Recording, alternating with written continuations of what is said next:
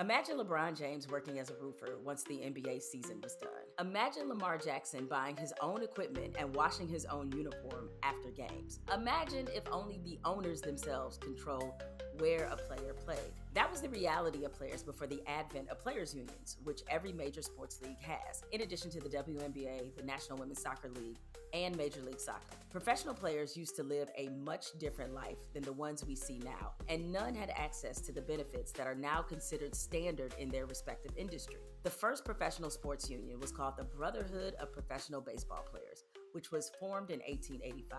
This is especially noteworthy because this year marks the 30-year anniversary of the longest sports strike in history, the 1994 baseball strike that lasted 232 days.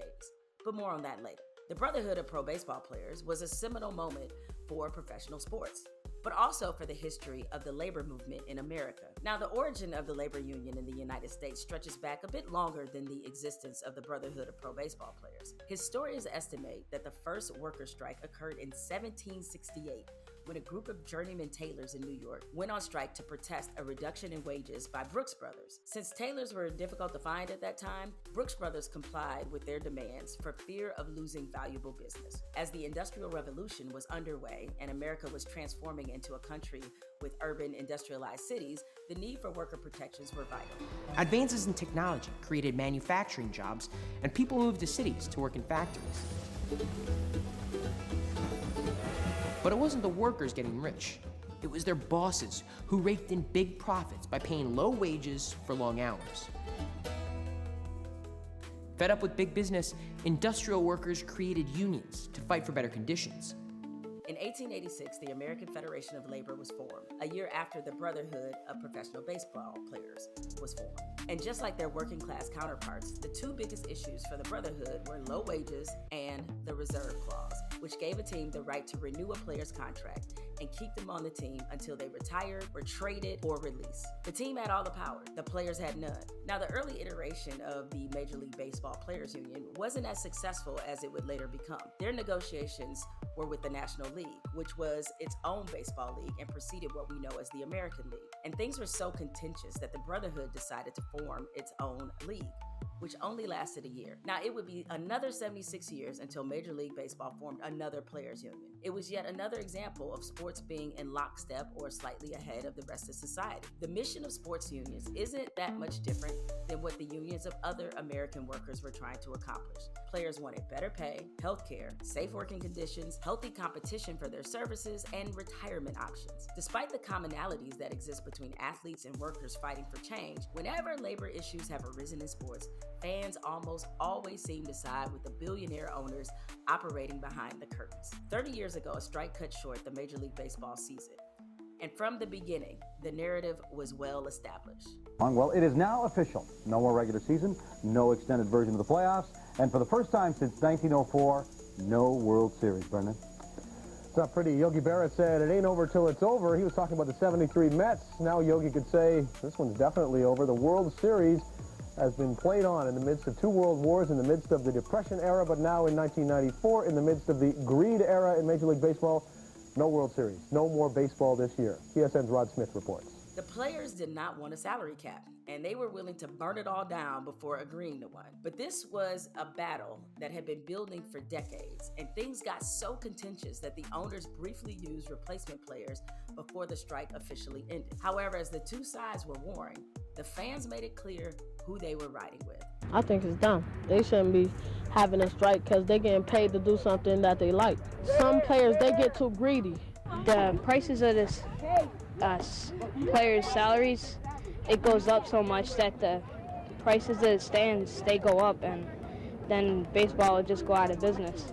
Now, knowing that fans often see it this way, as the greedy player who should just be happy with what he or she has, the owners use that to their advantage when it comes to negotiating with the players' union. In 1998, the NBA owners voted to reopen the league's collective bargaining agreement before the 1997-98 season was completed, even though they were just 3 years into their collective bargaining agreement that both sides agreed to in 1995.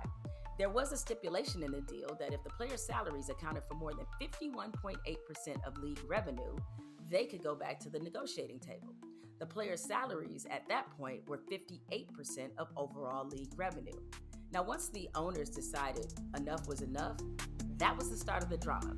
On July 1st, the owners voted for a lockout, which means they shut down the league until both sides reached an agreement. Here's why they did it. Longtime Commissioner David Stern, who had steered the NBA to new heights of global profitability throughout the 90s, claimed that half of franchises were losing money in the late 90s, while player salaries were ballooning to astronomical levels.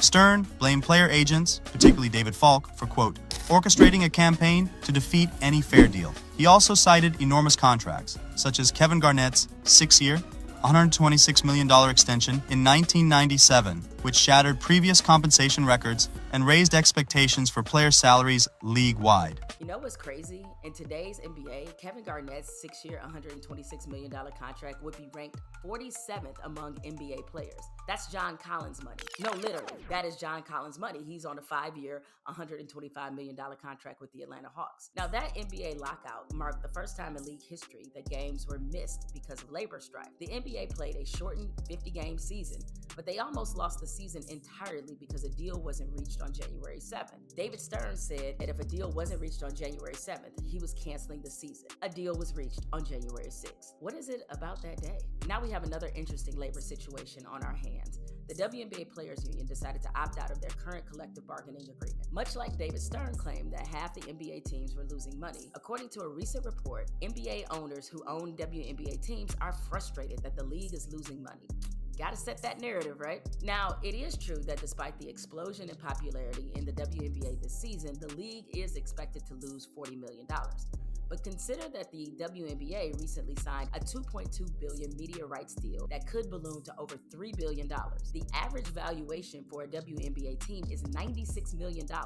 And that figure is expected to skyrocket. There are 3 new franchises on the way in Toronto, Portland, and Golden State. By all accounts, there is now considerable interest in people securing WNBA ownership. Now, currently, WNBA players receive roughly 9% of the WNBA's total revenue, which is unacceptable. And for those who are going to say, oh, but they're still losing money, well, if you know anything about negotiating, you know that you negotiate from a position of strength, not from a position of weakness. With Caitlin Clark and Angel Reese just starting their WNBA careers, and there being more excitement and interest in the league since maybe when the league first began, and with the next Olympics being in Los Angeles, I say this was a perfect time to use their leverage. I'm Jemele Hill, and I approve this message.